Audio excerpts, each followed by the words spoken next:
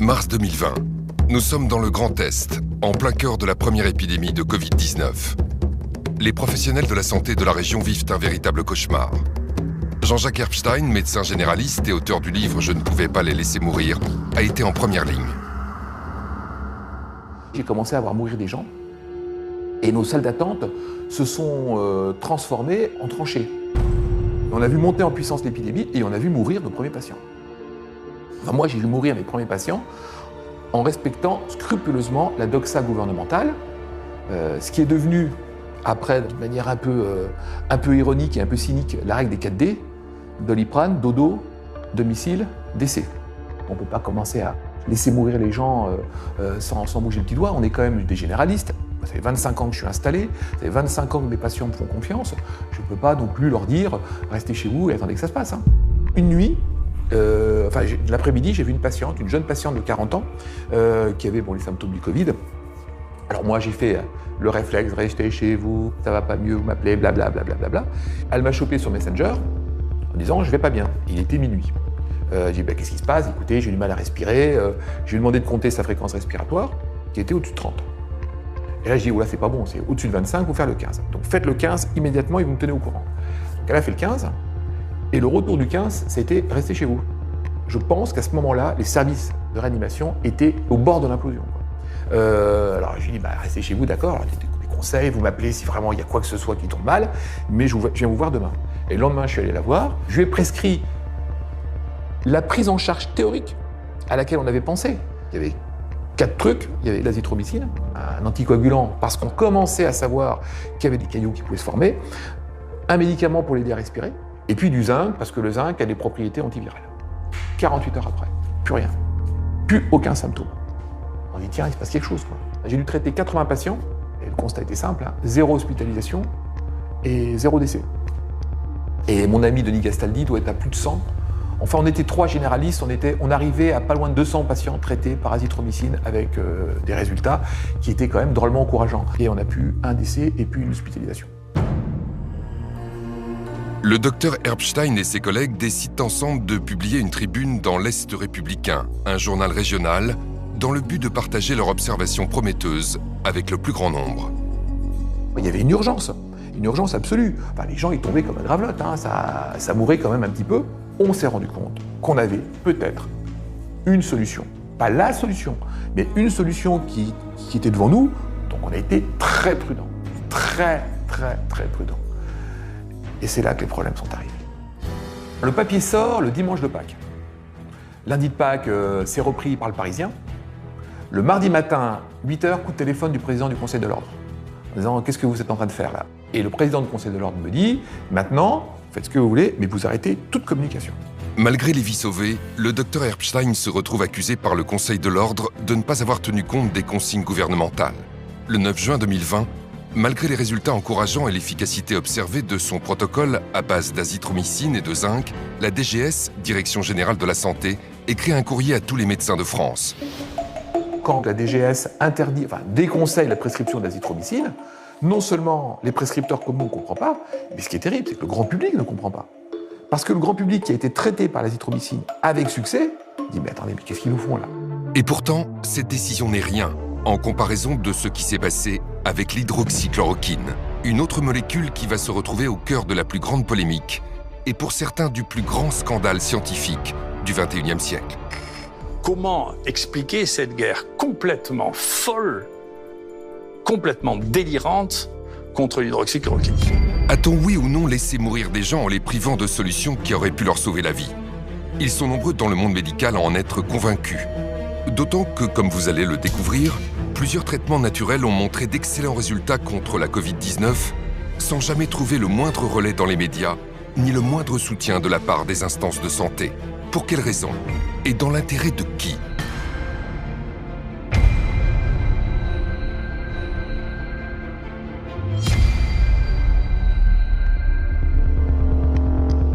Quand il y a une pandémie, vu du côté de l'industrie pharmaceutique, on se dit qu'il y a toujours de l'argent à se faire parce que ça peut être des milliards d'individus touchés dans le monde. Si on trouve un médicament qu'on peut le breveter pour ça, ça peut faire des centaines de milliards de dollars de revenus. Malheureusement, quand il y a une pandémie, il y a des gens qui réfléchissent « il faut que je sauve en urgence le malade » et d'autres, ils pensent plutôt « tiens, il faut que je m'en mette plein dans mon porte-monnaie ». Le professeur Perron connaît parfaitement les dérives des sociétés pharmaceutiques. Il a été président de commission à l'Agence du médicament et au sein du Haut Conseil de la santé publique. À l'Organisation mondiale de la santé, il a exercé le rôle de vice-président du groupe d'experts sur la politique vaccinale en Europe. Le professeur Perron a donc occupé les fonctions les plus prestigieuses en infectiologie. Mais il a toujours défendu les malades contre la pensée unique médicale. En 2017 déjà, il montait au créneau pour dénoncer le scandale lié à la maladie de Lyme. En France, aujourd'hui, il y a des centaines de milliers de gens en grande souffrance qui sont rejetés par le système médical, qui sont paralysés. À l'échelle de l'Europe, c'est des millions. Oui. Et pendant ce temps-là, les autorités disent tout va bien. Donc c'est un vrai scandale sanitaire. Mais c'est vrai, c'est vrai. En 2020, il publie « Y a-t-il une erreur qu'ils n'ont pas commise ?» pour dénoncer notamment l'influence de l'industrie pharmaceutique dans sa tentative de diabolisation de l'hydroxychloroquine, commercialisée en France sous le nom de Plaquenil, un traitement ancien et bon marché qui a démontré très tôt une efficacité prometteuse contre le coronavirus. C'est le plus grand canular, malheureusement sinistre, de la médecine. On avait plein d'études qui montraient que ça marchait. Et il y a une espèce de coalition internationale, à la fois de Big Pharma, des présidents des sociétés savantes qui touchent beaucoup d'argent dans l'industrie pharmaceutique, de tout un tas de groupes d'experts qui étaient bourrés de conflits d'intérêts, qui ont passé leur temps à taper sur l'hydroxychloroquine. Et pour moi, c'est un scandale absolument énorme. L'histoire est hélas régulièrement ponctuée par de nombreux scandales sanitaires qui confirment que l'industrie pharmaceutique cherche avant tout la rentabilité financière sans considération pour la santé publique, souvent avec la complicité des agences sanitaires et de leurs experts en conflit d'intérêts. Le Vioxx, anti-inflammatoire prescrit pour les douleurs liées aux maladies articulaires, aurait provoqué 160 000 crises cardiaques et attaques cérébrales et 40 000 décès rien qu'aux États-Unis. Malgré les faits, les autorités sanitaires maintiennent le Vioxx sur le marché jusqu'à son retrait en 2004. Le Vioxx aurait rapporté à son laboratoire 12,5 milliards de dollars. Le scandale du Mediator aura lui aussi contribué à révéler les dérives et l'avidité de l'industrie pharmaceutique. Entre 1976 et 2010, le laboratoire Servier commercialise ce coupe-faim dont les effets secondaires pourtant connus par le laboratoire ont coûté la vie à des milliers de patients. L'agence du médicament a fermé les yeux et ce scandale l'a conduite à changer de nom. De l'AFSAPS, elle est devenue l'ANSM. Lors de l'épidémie de grippe H1N1 en 2009, la France a dépensé plus de 100 millions d'euros pour acheter du Tamiflu, un médicament inefficace et toxique qui avait été interdit au Japon après avoir été soupçonné de causer la mort d'enfants et d'adolescents. Nouveau traitement, vaccin. Pour l'industrie pharmaceutique, le coronavirus représente une opportunité commerciale sans précédent. Alors que des laboratoires comme AbbVie ou encore Gilead tentent de positionner leurs médicaments sur le marché du coronavirus, un homme va venir chambouler les projets commerciaux de Big Pharma. Son nom, Didier Raoult.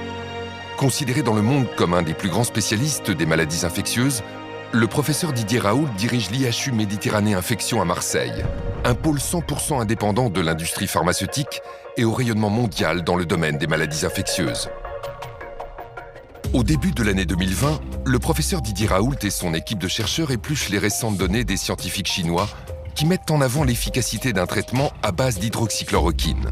Des études contestées bruyamment par certains experts français. Que des gens qui n'ont jamais traité une infection à coronavirus aient une opinion sur les gens qui ont 20 essais en cours et pour lesquels les éléments ont été suffisants pour que le gouvernement et tous les experts chinois, c'est des experts qui corrélent au coronavirus, hein, pas que sur le papier, c'est leur métier, hein, prennent une position officielle en disant maintenant il faut traiter avec de la chloroquine les infections à coronavirus, c'est déraisonnable de dire écoutez, les Chinois on s'en fiche.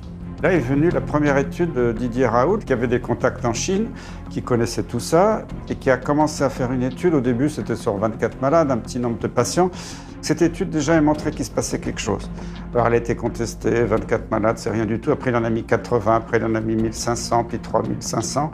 Et là, on a continué à dire, mais ce que fait Raoult, c'est n'importe quoi. Alors que le traitement du professeur Raoult à base d'hydroxychloroquine semble faire ses preuves sur les malades de la Covid-19, les autorités sanitaires françaises, ainsi que de nombreux experts, se montrent étrangement réticents. Nous avons en France la chance d'avoir le meilleur scientifique français reconnu sur la scène internationale, le plus grand chercheur. Bon, je ne dis pas, et lui non plus ne le dit pas, d'ailleurs vous avez procédé à son interview où il a répondu avec beaucoup de modestie il y a quelques jours de cela, que c'est la solution, qu'il y a un remède absolu à ça. En France, pendant que l'utilisation de l'hydroxychloroquine divise et suscite une controverse démesurée, à l'étranger, beaucoup de pays l'utilisent, avec succès. Très rapidement, le gouvernement italien a parfaitement réagi, les experts italiens aussi. Ils ont dit à tous les généralistes en Italie, donnez l'hydroxychloroquine. On a vu la chute de la létalité. Au Portugal, dès le début, ils ont dit aux médecins, donnez la chloroquine. La létalité était très faible, inférieure à 5%. La Grèce, c'était magnifique, ils ont une létalité très faible, ils ont donné la chloroquine à tout le monde. Et si on sort de l'Europe, regardez le Maroc, c'est 2% de létalité, ils ont traité tout le monde par hydroxychloroquine, azithromycine. Et pourtant, malgré ces données prometteuses, le ministre de la Santé, Olivier Véran, fait une annonce qui va faire l'effet d'une bombe auprès de tous les médecins français. Le 27 mars 2020, le gouvernement interdit aux médecins de ville de prescrire l'hydroxychloroquine. Le Haut Conseil exclut toute prescription dans la population générale ou pour des formes non sévères à ce stade, en l'absence, dit-il, de toute donnée probante. Faisons confiance à nos chercheurs. Quand l'hydroxychloroquine a été interdite, j'étais profondément choqué parce que les publications scientifiques montraient que ça marchait, l'expérience de tous les médecins montrait que ça marchait, les médecins de ville avaient commencé à l'utiliser, ça marchait. Et le décret a été rendu en urgence après un avis du Haut Conseil de la Santé publique. Moi, j'étais président de la commission maladies transmissibles, je sais comment ça marche, il y a un règlement intérieur, il y a une charte des conflits d'intérêts, rien n'a été respecté. Il n'y a pas eu de réunion de la commission, c'est un groupe d'experts où il y avait des membres du conseil ou pas qui sont réunis. C'était validé par le président sans qu'il y ait aucune réunion, aucun vote, aucune déclaration des conflits d'intérêts. Donc déjà, l'avis du Haut Conseil de la Santé publique était totalement illégal. Et le ministre s'est appuyé là-dessus pour passer un décret en urgence qui était un scandale absolu en France, c'est qu'on a laissé crever les gens. On a interdit aux médecins généralistes qui s'étaient mobilisés pour sauver les gens de traiter les gens. La France est le seul pays au monde à avoir interdit par les médecins l'utilisation de l'hydroxychloroquine, ce qui était pour moi un scandale d'État. Sur la forme, je trouve ça scandaleux. On n'a pas à empêcher un médecin de prescrire un traitement, sauf si jamais il y a des preuves dans un sens de nocivité. C'est la première fois qu'on empêche un médecin de prescrire. Mais pas n'importe quel médecin, les généralistes. Parce qu'à l'hôpital, tout le monde a fait une hydroxychloroquine. Il n'y a que nous, les généralistes, qu'on a complètement muselés. C'est un scandale très très grave sur le plan de notre santé, de notre système de santé. D'abord, on a fait pire que ça. On a même conseillé aux malades de ne pas aller voir leur médecin. C'est-à-dire qu'on a des gens dont c'est le métier de prendre en charge les malades tous les jours. Ça fait pour certains 30 ans qu'ils sont médecins. Et tout d'un coup, on dit à leurs malades, surtout n'allez pas voir votre médecin. Et puis ensuite, on nous explique qu'on a fait 10 ans d'études, mais qu'on n'est pas capable de déterminer si un patient peut ou ne peut pas prendre de l'hydroxychloroquine. Ça fait 30 ans qu'on le fait. C'est tellement invraisemblable. Et c'est ce contre lequel j'ai le plus lutté, c'est ce décret, qui est une ineptie totale. 90% des médecins avec lesquels j'ai pu parler de ce sujet ont le même avis que moi. Parce que ce sont pour la plupart des médecins généralistes, par ailleurs. Donc ils se sentent réellement exclus du système. On n'a pas tenu compte de l'avis des médecins, parce que les médecins généralistes, ils l'ont bien vu au début, ils ne donnaient pas l'hydroxychloroquine, ils ont envoyé beaucoup de gens en réanimation à l'hôpital. Et quand ils ont commencé à prescrire, ils n'envoyaient plus personne à l'hôpital. Ils l'ont vu. On n'a pas respecté cette expérience et ce souhait des malades. C'est une atteinte très grave à l'exercice de la médecine. L'idée que l'État se saisisse de tâches qui sont du soin usuel, si vous voulez, à la place des médecins et leur interdise de faire un certain nombre de choses qui sont banales, je ne suis pas d'accord. Et pour le dire d'ailleurs tout à fait officiellement, je suis surpris que l'Ordre des médecins ait accepté une chose pareille. Moi, si j'avais été président de l'Ordre des médecins, ce qu'à Dieu regarde, j'aurais démissionné immédiatement. Pour justifier l'interdiction de prescription de l'hydroxychloroquine, les autorités relayées par les médias avancent qu'elle pourrait être dangereuse pour les malades. Parmi les traitements mis en cause, le Plaquenil, ce médicament à base d'hydroxychloroquine, qui, couplé à un antibiotique, peut augmenter le risque d'accident cardiaque. Attention à la chloroquine. C'est l'agence du médicament qui a donc lancé une alerte cette nuit. Le médicament qui suscite beaucoup d'espoir aujourd'hui peut être mortel. Il reste un produit dangereux s'il est mal utilisé. Honnêtement, si un jour on se met à réfléchir sur l'histoire de l'hydroxychloroquine, qui est quand même l'histoire la plus fantasque que j'ai jamais entendue en médecine de ma vie. D'accord ? C'est-à-dire un médicament qui existe depuis 80 ans, qui a été prescrit peut-être à un tiers de la population du monde, qui en France est vendu à 36 millions de pilules par an, et d'un coup, il y a toutes les autorités qui commencent à dire que c'est un truc épouvantable, criminel, qu'on va mourir tous d'arythmie cardiaque parce qu'on prend ce truc. C'est le truc le plus fantasque que j'ai jamais vu. J'ai jamais entendu parler d'un truc aussi fantasque que ça. C'est inouï. Avant la crise du coronavirus, l'hydroxychloroquine ou plaquenil avait une excellente réputation. Cette molécule figure en bonne place sur la liste des médicaments essentiels de l'Organisation mondiale de la santé. Mais c'est aussi, comme le rappelle le professeur Raoult, un médicament que l'on connaît de longue date, car c'est un dérivé de la chloroquine, utilisé depuis les années 50 par des centaines de millions de personnes dans le monde en prévention du paludisme. L'hydroxychloroquine a été donnée pendant des décennies aux personnes réputées fragiles comme les femmes enceintes, les enfants ou encore les personnes âgées. Ce médicament est si sûr qu'il était en vente libre jusqu'en janvier 2020, date à laquelle la ministre de la Santé, Agnès Buzyn, a décidé de lui retirer son accessibilité sans la moindre explication. Il y a déjà eu un truc qui a été curieux, c'est mi-janvier, quand Agnès Buzyn a demandé que l'hydroxychloroquine, qui était en vente libre, devienne sous prescription médicale. Ça, c'était un peu curieux. Puis, en mars 2020, l'hydroxychloroquine est devenu un médicament très dangereux, du jour au lendemain. Alors que l'hydroxychloroquine, il y a des publications qui montrent que ça marche, ça coûte pas cher, l'agence du médicament n'a pas arrêté de dire que c'était toxique. Ça donnait des problèmes cardiaques, alors que les problèmes cardiaques, ils venaient du Covid et pas du tout de l'hydroxychloroquine. Maintenant, c'est reconnu. Je pense que cette histoire d'effet secondaire ou de dangerosité de l'hydroxychloroquine est la plus belle plaisanterie médicale, scientifique qu'on ait inventée depuis janvier 2020, depuis le début de cette pandémie. J'utilise l'hydroxychloroquine depuis 15 ans, 20 ans, et particulièrement depuis 10 ans dans les maladies infectieuses, d'autres maladies infectieuses. Je n'ai jamais eu d'accident, mais ce n'est pas une statistique, donc je suis allé rechercher réellement ce qu'on avait comme études. Et parmi les nombreuses études que j'ai pu retrouver, j'ai vu un travail de la HAS, la Haute Autorité de Santé, de 2009, c'est pas si vieux, qui avait réétudié et réévalué l'hydroxychloroquine en tant que médicament en vente libre.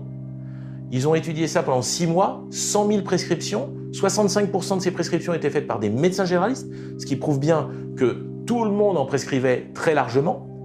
Et la conclusion, c'est médicament toujours aussi efficace et toujours aussi peu dangereux.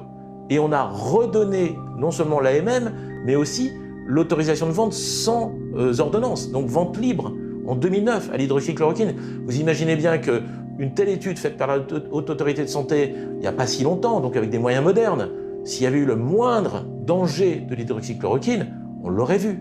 Ce produit, en plus, il faut savoir, l'hydroxychloroquine donc, est prescrit dans des maladies comme le lupus, les polyarthrites, pendant des années. Des années. C'est pas 10 jours. Là, contre le coronavirus, il s'agissait d'un traitement de 10 jours. Donc vraiment, on s'est moqué de nous.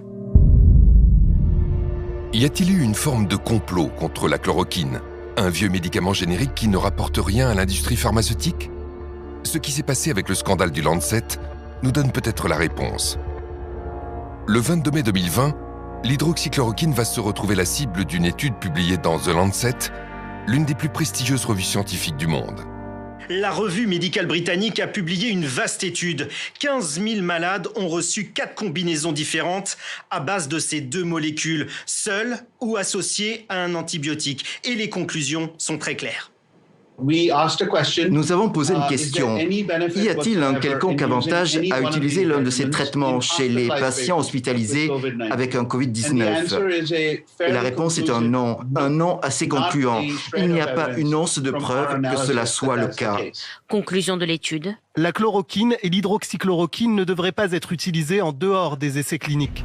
Au lendemain de la publication, des décisions immédiates sont prises au plus haut niveau pour abattre l'hydroxychloroquine et torpiller les études en cours.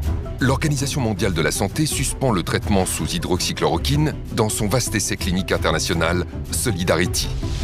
En France, les 16 essais cliniques testant l'hydroxychloroquine sont suspendus à la demande de l'Agence de sécurité des médicaments.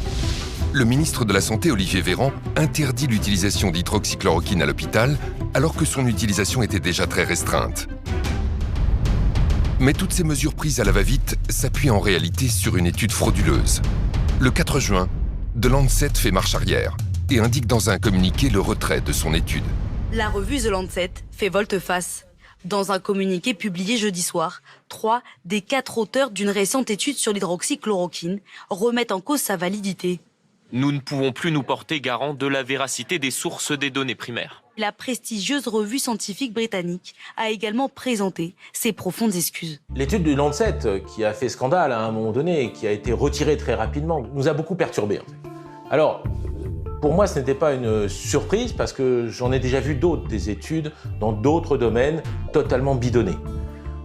On va dire que celle-là était pire que les autres parce qu'elle était tellement grossière que c'était facile à voir tout de suite. Et d'ailleurs, nous avons été très choqués qu'un ministre de la Santé, médecin, spécialiste, habitué à lire des études toute la journée quand il était à l'hôpital, prenne cette étude pour argent comptant immédiatement et prenne une décision politique et juridique avec un décret exclusivement sur cette étude, enfin déclenchée par cette étude qui était une étude totalement bidon. Les décisions précipitées d'Olivier Véran sont d'autant plus surprenantes que tout le monde sait, dans la communauté scientifique, que les études peuvent être manipulées par l'industrie pharmaceutique.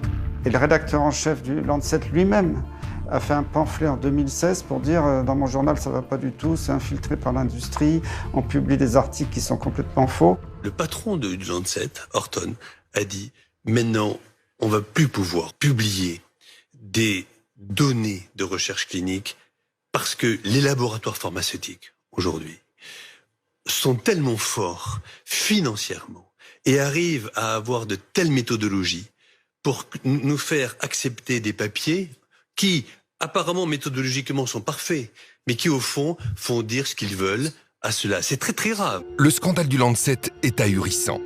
Mais il y a un autre scandale énorme, cette fois franco-français, qui éclabousse les études sur l'hydroxychloroquine.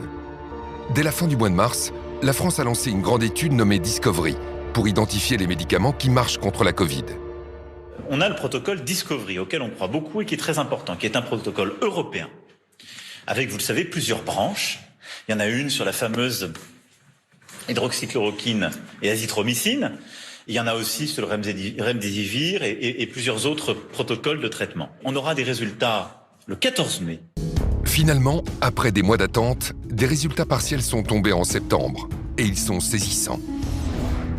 Dans Discovery, le groupe de malades ayant reçu de l'hydroxychloroquine a connu 31% de morts de moins que le groupe qui n'a pas reçu de médicaments. L'étude montre également une réduction de 17% de la sévérité des symptômes. C'est très encourageant pour ce médicament. Toutefois, il faut préciser que ces résultats ne sont pas significatifs sur le plan statistique, car le nombre de patients n'est pas assez élevé. Cela veut dire qu'il fallait intégrer plus de patients pour confirmer ce bon résultat. Mais ce n'est pas ce qu'ont décidé les responsables français de l'étude. Au contraire, à la mi-juin, ils ont décidé de l'arrêter, rendant statistiquement contestables des résultats pourtant favorables à l'hydroxychloroquine. Et il s'est passé exactement la même chose au CHU d'Angers, où l'hydroxychloroquine était testée contre placebo. L'étude e-Covid a été arrêtée brutalement alors que l'hydroxychloroquine était en train de montrer une diminution de la mortalité de 46%. Là encore, le résultat n'est pas significatif statistiquement, faute de patients en nombre suffisant.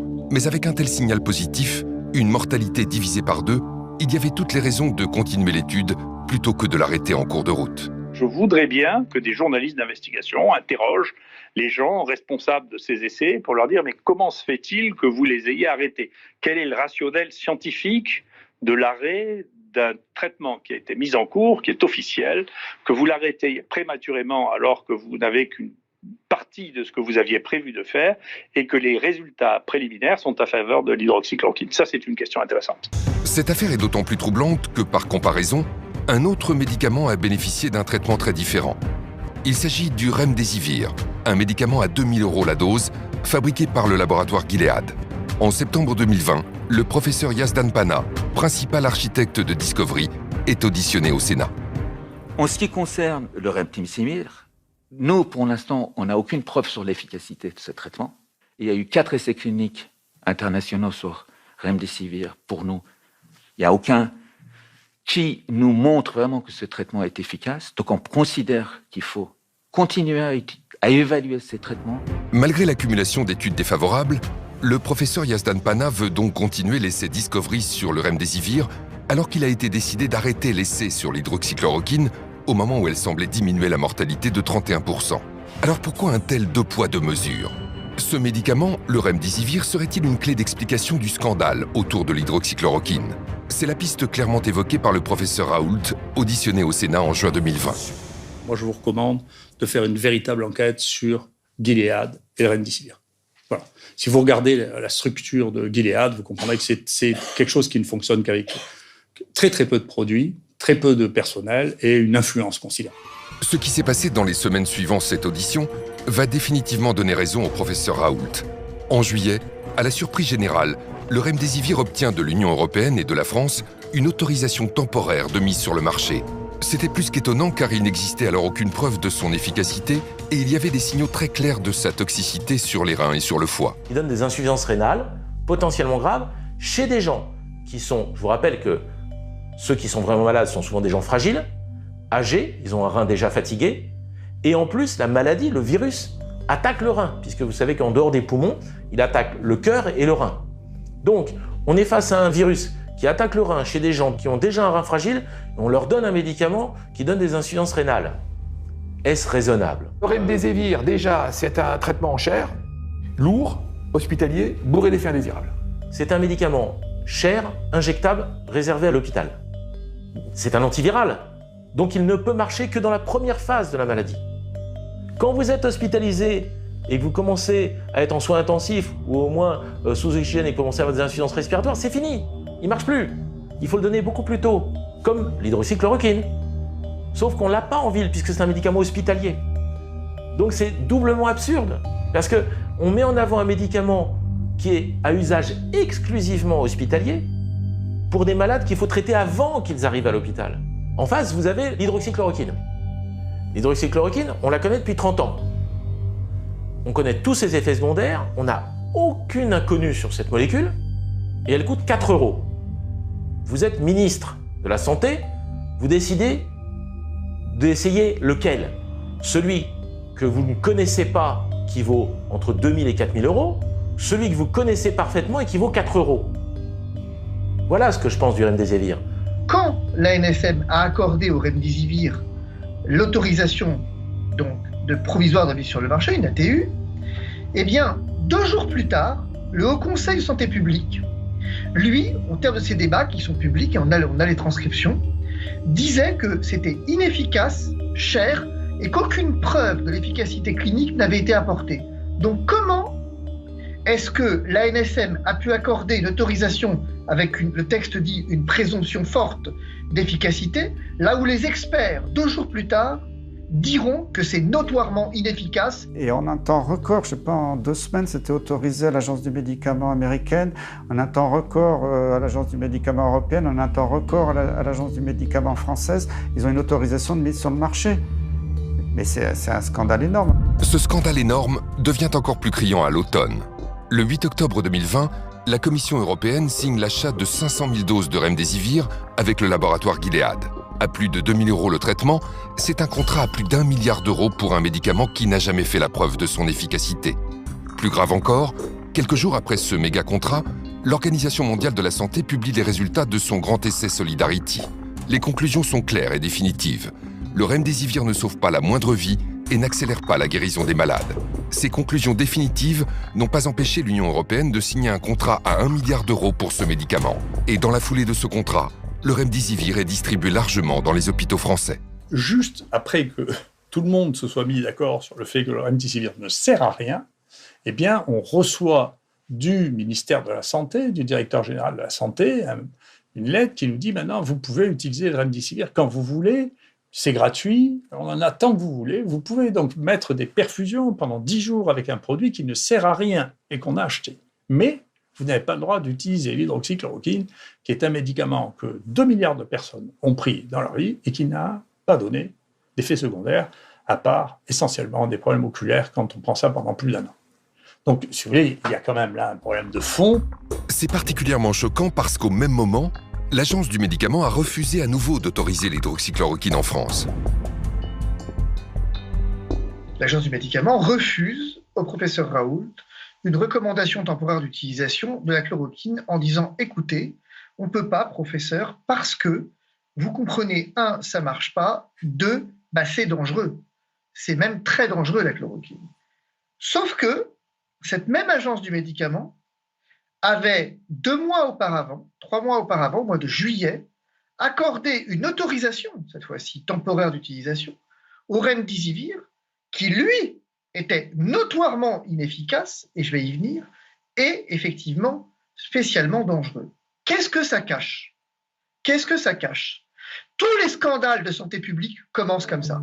Ce refus d'autoriser l'hydroxychloroquine est d'autant plus choquant qu'à la fin du mois d'octobre, les preuves scientifiques sont désormais massivement favorables à ce traitement. Sur 136 études réalisées sur ce médicament, les 3/4 concluent à son efficacité contre la Covid-19. Et quand l'hydroxychloroquine est donnée suffisamment tôt, comme le recommande le professeur Raoult, elle montre une efficacité dans 100% des études publiées. C'est pour cela que de très nombreux pays utilisent et recommandent ce médicament dans le monde entier. À l'automne 2020, 3 des plus grandes nations de la médecine recommandent officiellement l'hydroxychloroquine. La Chine, qui a inclus la chloroquine dans sa liste officielle des médicaments contre la Covid. La Russie, qui recommande l'hydroxychloroquine en traitement précoce. Et l'Inde, qui la recommande aussi à la fois en prévention et en traitement de la Covid-19. Si on regarde les pays où la létalité était la plus forte, c'est les pays les plus riches et soi-disant les plus avancés sur le plan économique, que ce soit la France, la Grande-Bretagne, la Belgique. Et on s'aperçoit que ce sont les pays qui sont le plus sous l'influence de l'industrie pharmaceutique. Et ça, c'est dramatique, alors que les pays soi-disant plus pauvres, qui n'avaient pas trop les moyens, s'en sont extrêmement bien sortis avec des médicaments pas chers comme l'hydroxychloroquine. Face à toutes ces preuves, le refus de l'Agence du médicament d'autoriser l'hydroxychloroquine est difficilement compréhensible. Quelle indécence de la part de la NSM de venir dire que la chloroquine n'a pas de présomption simple d'efficacité, là où le remdesivir avait, lui, une présomption forte d'efficacité. Nous sommes dans un mensonge d'État. Le parquet de Paris devra ouvrir une information judiciaire pour savoir pourquoi est-ce que finalement, depuis le départ, la chloroquine est à ce point décriée et pourquoi est-ce que le remdesivir, dont l'efficacité a été reconnue comme nulle, c'est pas moi qui le dis, hein, le professeur Combe dit effectivement efficacité clinique nulle et il dit « je suis désolé d'être aussi dur », 2 jours après que la NSM ait accordé cette autorisation d'utilisation. Donc qu'est-ce que ça cache? Nous saisissons le parquet parce que nous pensons, nous craignons qu'effectivement nous soyons au cœur d'un scandale. De fait, pour imposer le remdesivir, Gilead a sorti en coulisses l'artillerie lourde, et ce, dès le début de l'épidémie. Lors de son audition au Sénat en juin 2020, le professeur Raoult dénonçait déjà des méthodes peu orthodoxes.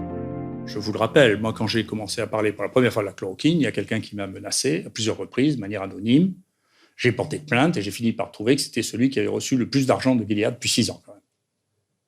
D'accord?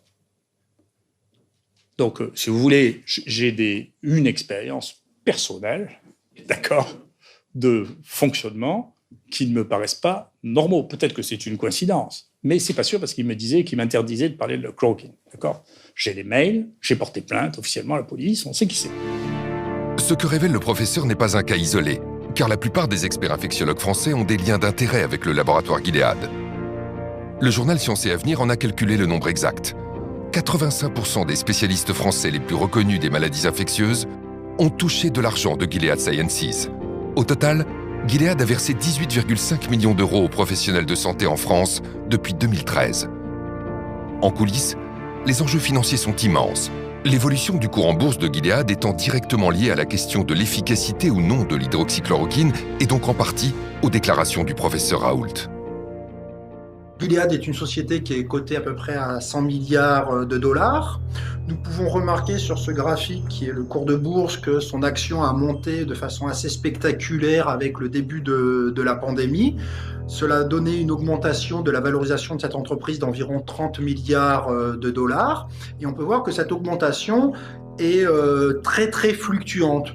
Donc il est tout à fait normal effectivement qu'à chaque nouvelle information, comme le début des thèses, des essais cliniques qui montrent que Le remdesivir est prometteur que cette action monte, mais ce qui est assez étonnant, c'est qu'on voit que les baisses de ce cours de bourse semblent expliquées par la promotion de l'IHU, de l'hydroxychloroquine, donc un traitement concurrent du remdesivir. Mais nous pouvons voir que ces fluctuations sont quand même importantes et représentent en quelques jours environ des fluctuations de 10 milliards de dollars. Au regard des milliards qui se jouent dans l'économie boursière, le laboratoire Gilead compte bien sur ses nombreux experts avec lesquels il entretient des liens d'intérêt. L'hydroxychloroquine que défend le professeur Raoult, vous pas, vous restez sur vos positions ? Je pense que maintenant la question est réglée. C'est le cas en particulier du professeur Karine Lacombe, qui s'est positionnée sur tous les plateaux de télévision contre l'hydroxychloroquine. Karine Lacombe a reçu plus de 200 000 € des laboratoires pharmaceutiques, dont 28 000 du laboratoire Gilead. Dès le départ, avant même d'avoir les résultats de Discovery, elle annonçait l'inefficacité de l'hydroxychloroquine. Grâce à Didier Raoult, et on le remerciera pour ça, on a mis en place beaucoup plus rapidement que prévu les essais qu'il fallait et on montrera que la chloroquine ne marche pas, en revanche, que d'autres marchent. Tous ces experts qu'on a pu voir continuellement sur les chaînes d'information n'ont jamais déclaré leur lien d'intérêt ni leur conflit. Normalement, ils auraient dû se retirer, mais ni même les médias n'ont fait ce travail pour expliquer aux téléspectateurs, finalement, quels étaient les liens des personnes qui se prétendaient experts. Mais peut-on avoir aujourd'hui un expert qui ne travaille pas pour un laboratoire? Parce que les laboratoires font systématiquement travailler les experts les plus connus. On a beaucoup critiqué les experts qui ont reçu de l'argent des laboratoires, de Gilead entre autres, mais de tous. Est-ce que vraiment ça les a influencés? Je ne sais pas. Je ne me permettrai pas de faire de procès d'intention. Mais il faut un contre-pouvoir. Et aujourd'hui, on a vu, avec cette crise du coronavirus, que le contre-pouvoir n'existait pas. On a vu que tout le monde allait dans le sens du plus riche, tout le monde allait dans le sens du médicament qui va rapporter le plus. Et c'est ça qui est gênant. Et on dit alors à qui on doit faire confiance? L'influence de Gilead s'exerce aussi au plus haut niveau. Même nos décideurs ont été trompés, comme l'a confié un grand infectiologue au journal Marianne. Gilead a atteint un tel pouvoir qu'il peut compter sur certains grands professeurs pour faire office de lobbyiste officieux. Ce qui a fait que le remdesivir s'est retrouvé en haut de l'affiche sans aucune preuve de son efficacité. Monsieur le ministre de la Santé, le gouvernement doit la vérité aux Français évidemment sur la gestion de la crise. Est-ce que vous excluez tout soupçon de collusion entre les intérêts du laboratoire Gilead et des membres du conseil scientifique? Moi, je n'aime pas les accusations ad hominem. Et je considère que les membres du conseil scientifique ont fait une action gratuite depuis plusieurs mois maintenant dans notre pays. Vous en êtes sûr? Ont été importants. Qu'il n'y a pas de soupçon moi, je suis sûr qu'ils n'ont pas été payés par le gouvernement ou par qui que ce soit pour réaliser leur action au sein du conseil scientifique. C'est pas la question. Est-ce qu'ils ont des liens financiers avec des laboratoires? Si vous citez le laboratoire Gilead, par exemple, lorsque j'étais député, vous pourrez voir que lorsqu'il y avait un traitement contre l'hépatite C qui avait émergé, mais ce n'est pas ma question. J'avais même convoqué moi-même le président du laboratoire pour dire que le prix était excessif. J'entends bien. Ma question, je vous la répète, concerne les membres du conseil scientifique qui ont quand même géré cette crise sanitaire. Est-ce que vous pouvez nous dire ce matin, vous êtes sûr qu'il n'y a aucun lien avec ces personnes et les laboratoires Gilead? Je peux vous dire, Sonia Mabrouk, qu'il n'y a eu aucune intention cachée ou directe d'aucun membre du conseil scientifique pour nous pousser à prescrire quelque traitement que ce soit. Y compris le remdesivir. Mais y compris le remdesivir. Je n'ai eu aucune recommandation du conseil scientifique sur le remdesivir. La journaliste Sonia Mabrouk avait raison d'être insistante. La plupart des experts qui ont conseillé le président de la République ont eu des liens d'intérêt avec Gilead. C'est le cas en particulier du professeur Yazdan Pana, le pape de l'étude Discovery. Ce chercheur a siégé au moins 10 fois au board de Gilead entre 2013 et 2015. Devant les députés, le professeur Raoult n'a pas caché sa surprise en découvrant l'intimité du responsable de l'étude Discovery avec le directeur de Gilead. Moi, j'ai été surpris de voir que le directeur de Gilead, devant le président de la République et devant le ministre, tutoyait celui qui était en charge des essais thérapeutiques en France pour le Covid-19, quand même. Moi, je n'ai pas l'habitude de me faire tutoyer par le directeur de l'industrie pharmaceutique. S'il le faisait, d'ailleurs, je leur répondrais en leur vous voyant. Je ne le ferais pas. Bruno Ohen, l'autre grand expert de Discovery, était membre du groupe de travail français qui s'est exprimé le 5 mars 2020 en faveur du remdesivir. Bruno Ohen a reçu pas moins de 52 000 € de Gilead en avantages, rémunération et contrats d'expertise. Même le président du conseil scientifique, Jean-François Delfrécy, a pris part une fois au conseil de Gilead en 2013. Plus inquiétant encore, Christian Chidiac, président de la commission qui a conseillé le président de la République sur les traitements contre le coronavirus, a siégé plusieurs fois au board de Gilead. Selon le professeur Raoult, c'est cet homme qui a influé pour que le Premier ministre empêche les médecins hospitaliers de prescrire librement l'hydroxychloroquine aux malades de la Covid-19. Ce qui est en train de sauter aux yeux de la population, c'est qu'à propos de l'hydroxychloroquine, on est en train de dévoiler au grand jour toutes les magouilles de l'industrie pharmaceutique pour promouvoir des médicaments très chers et pouvoir occuper les marchés. En effet, pendant que l'hydroxychloroquine était diabolisée, d'autres molécules efficaces ont été purement et simplement ignorées. C'est le cas de vieux médicaments qui ne sont plus sous brevet, comme la colchicine, l'ivermectine et la fluvoxamine. Tous les trois ont fait la preuve de leur efficacité contre la Covid-19 dans des études contrôlées contre placebo, et pourtant les autorités et les médias restent silencieux, comme s'il n'y avait pas de place dans notre système médical pour les molécules qui ne rapportent plus rien au laboratoire. Si vous dites maintenant, alors qu'on dépense des centaines et des centaines de millions pour trouver de nouvelles molécules, que vous savez, il suffit de recycler des molécules anciennes qui sont génériquées et qui ne coûtent rien, vous sciez toute une branche de la science qui s'est développée depuis 20 ans, hein. Et donc, vous avez les plus grandes difficultés à trouver des gens qui regardent ça avec un œil favorable. Tout ça heurte à la fois un modèle économique, pas que des intérêts, hein. Comment on développe une molécule qui n'est plus rentable? On ne sait pas le faire dans notre monde. Parmi les victimes de ce modèle économique, il n'y a pas que les vieux médicaments génériqués. Il y a aussi et surtout les molécules naturelles, comme les vitamines, les minéraux ou les plantes médicinales, dont l'efficacité peut pourtant être extraordinaire, sans le moindre effet indésirable. C'est le cas en particulier de la vitamine D, considérée par de nombreux scientifiques comme la vitamine de la décennie. Peu coûteuse, facile à prendre et sans effet secondaire, la vitamine D est au cœur de plus d'une quarantaine d'études scientifiques concluant à des résultats si spectaculaires pour lutter contre la Covid qu'on pourrait ne pas le croire. Comme vous allez le découvrir, la vitamine D en prévention permettrait de réduire de moitié le nombre d'infections au coronavirus. Mais ce n'est pas tout.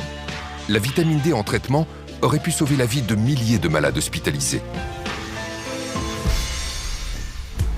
Professeur de médecine, de physiologie, de biophysique et de médecine nucléaire, le professeur Michael Olick est l'un des plus grands experts de la vitamine D dans le monde. Il est à l'origine de plusieurs études portant sur l'action de la vitamine D contre le coronavirus. Le professeur Olick nous a reçus pour partager avec nous les résultats saisissants de ses recherches et les découvertes récentes autour de la vitamine D. Nos connaissances à propos de la vitamine D ont été bouleversées ces 10 dernières années. Si son rôle est crucial pour la santé des os et le métabolisme du calcium, il l'est aussi pour de nombreuses autres fonctions biologiques, notamment la réduction des risques de maladies telles que les cancers communs, les maladies auto-immunes graves comme la sclérose en plaques, l'arthrite rhumatoïde, le diabète de type 1, mais aussi les maladies infectieuses, y compris, selon nous, la pandémie de Covid-19, mais aussi les risques de maladies cardiovasculaires, de maladies d'Alzheimer, de dépression, et la liste est encore longue. De nombreuses études ont décrit comment la vitamine D agit sur le système immunitaire. Nous avons pu observer qu'une simple prise de vitamine D permet d'agir sur 291 gènes régulant la fonction immunitaire, la mortalité cellulaire et toute une série de processus biologiques. Une de nos études a donné des résultats incroyables. Donner à une personne 600 unités de vitamine D par jour permettait de réguler 150 à 200 gènes du système immunitaire. Mais avec 4000 unités par jour, ce chiffre passait à environ 300 à 400 gènes et à plus de 1000 avec 10 000 unités par jour. C'est ce rôle majeur pour la santé et le bien-être général qui explique l'intérêt qu'elle suscite dans le monde entier. Au début de l'année 2020, lorsque l'épidémie s'abat sur le monde, le professeur Olick est convaincu que la vitamine D pourrait avoir un impact contre le coronavirus. Lorsque tout a commencé en février dernier, j'étais en Argentine pour une partie de pêche et j'ai attrapé le dernier vol pour rentrer. J'ai aussitôt écrit à mon hôpital et à d'autres personnes concernées en expliquant que cette pandémie pouvait certainement être combattue en augmentant les apports en vitamine D dans la population. De nombreuses études, dont les données de l'enquête nationale de santé américaine, ont montré qu'une amélioration du taux de vitamine D réduit les risques d'infection des voies respiratoires supérieures, dont la grippe et plusieurs virus du rhume, comme les adénovirus et les coronavirus. Nous connaissons le rôle très important de la vitamine D pour le bon fonctionnement du système immunitaire et la régulation de l'activité des cytokines. Or, l'une des principales complications de la Covid-19 est justement ce qu'on appelle l'orage cytokinique, à l'origine de nombreuses complications et de décès liés à cette infection. Il n'est donc pas surprenant qu'une amélioration du taux en vitamine D puisse contribuer à combattre cette maladie virale. Le professeur Hollick n'est pas le seul à comprendre immédiatement l'intérêt exceptionnel de la vitamine D pour lutter contre la Covid. La vitamine D est absolument essentielle. Ça réduit, ça a été prouvé, les infections hivernales. Vous aurez des grippes moins fréquentes, moins fortes. Vous aurez moins de rhume. Vous aurez même moins de cancers. Il y a une très belle étude canadienne qui montrait que c'était 2 fois moins de cancer du sein chez les femmes qui avaient un taux de vitamine D suffisant par rapport à celles qui ont une carence en vitamine D. Là aussi, pourquoi n'a-t-on pas dit aux Français « Allez chez votre médecin, faites doser votre vitamine D ». C'est un complément alimentaire de base. S'il n'y en avait qu'un, ça serait celui-là peut-être. C'est une vitamine qui est fabriquée, qui est métabolisée par le soleil. Donc le soleil est important. Et pour que cette vitamine puisse avoir des effets positifs sur votre corps, il faudrait rester tous les jours, un quart d'heure à moitié à poil en plein soleil. Quand on n'a pas assez de vitamine D, le système immunitaire va réagir à l'excès. Et on sait que cet excès va causer des dégâts bien plus importants dans le cas du Covid-19 que ce qu'aurait infligé le virus. Et un poumon qui est trop attaqué et qui est l'objet d'un champ de bataille trop important va ne plus être fonctionnel et c'est comme ça que le patient va mourir asphyxié. Le problème du Covid, c'est un problème d'inflammation. Et lorsqu'on regarde les capacités anti-inflammatoires de la vitamine D, on devrait systématiquement le retrouver sur toute notre table au petit déjeuner. Et même, supposons que ça ne marche pas contre le coronavirus, on aura amélioré la santé des Français, on aura amélioré leurs os, on aura amélioré leur immunité, on aura réduit leur risque de cancer. Donc pourquoi ne pas l'avoir proposé au lieu de dire aux gens « rentrez chez vous, fermez les fenêtres, fermez les volets et priez pour que vous ne soyez pas malade ». En France, le 22 mai 2020, l'Académie de médecine a publié un communiqué dans lequel les académiciens affirment que la vitamine D devrait être donnée aux malades de la Covid pour atténuer la tempête inflammatoire et ses conséquences. Une information de la plus haute importance qu'aucun média ni aucune autorité sanitaire ne va pourtant relayer. Le professeur Hollick décide alors de mener plusieurs études grandeur nature pour évaluer concrètement l'action de la vitamine D sur le coronavirus à différentes étapes de la maladie. Nous avons mené une étude aux États-Unis sur 191 000 patients atteints de Covid-19 et nous avons montré qu'une carence en vitamine D augmente de 54% le risque de contracter cette maladie. Et ce, quelle que soit votre origine ethnique, votre âge ou la région où vous vivez aux États-Unis. Les résultats obtenus par le professeur Hollick sont exceptionnels. Ils sont publiés le 17 septembre 2020 dans le journal médical PLOS ONE. Mais ce n'est pas tout. Non seulement la vitamine D réduirait de moitié les infections, mais en plus elle réduirait drastiquement la gravité de la maladie. Parallèlement, nous avons mené une autre étude pour déterminer si les patients hospitalisés pour des infections sévères présentaient ou non des risques accrus de complications et de décès en cas de carence en vitamine D. Et nous avons découvert qu'au-delà de 40 ans, les personnes ayant une carence en vitamine D présentaient un risque létal à 50% supérieur et qu'elles développaient beaucoup plus de complications liées à la maladie. Le professeur Hollick parle bien d'une baisse de moitié du nombre de morts avec de bons taux de vitamine D, ce qui est un résultat exceptionnel. Cela peut paraître difficile à croire, mais ces chiffres ont été confirmés par plus de 40 études internationales. Si l'on met en regard les personnes ayant pris ou non une supplémentation en vitamine D et ayant été contaminés, et que l'on analyse l'impact de la vitamine D sur la réduction des risques de complications ou de décès, et les données scientifiques publiées, eh bien, il en ressort que cette vitamine pourrait diminuer de 40 à 50% les formes sévères de l'infection et le risque létal.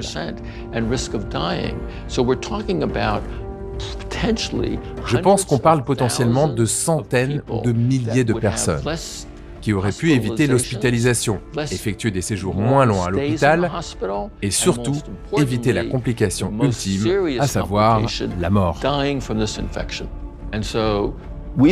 Nous en concluons donc que c'est un bouclier puissant contre le risque de contracter cette maladie infectieuse grave.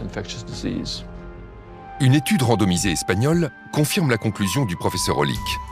Des chercheurs ont séparé en deux groupes 76 patients. Les 2 tiers ont reçu des doses importantes d'un analogue de la vitamine D3. Un tiers a reçu un simple placebo.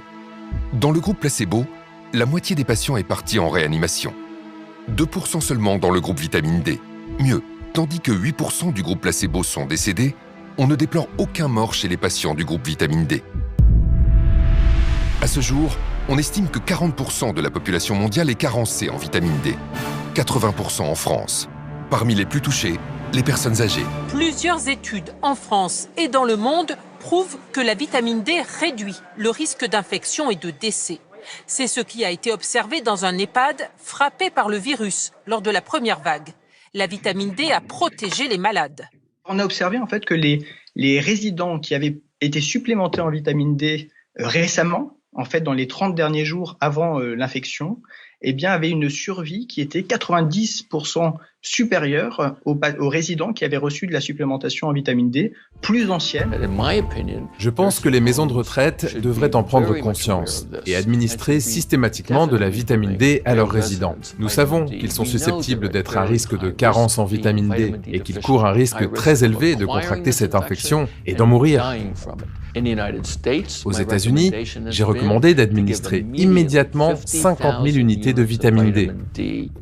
Le message du professeur Hollick n'a toujours pas été entendu. Seule l'Angleterre a finalement décidé à l'automne 2020 de distribuer gratuitement une supplémentation en vitamine D à 2 millions de personnes âgées et vulnérables dans l'espoir de réduire leur risque de développer une forme grave de Covid-19.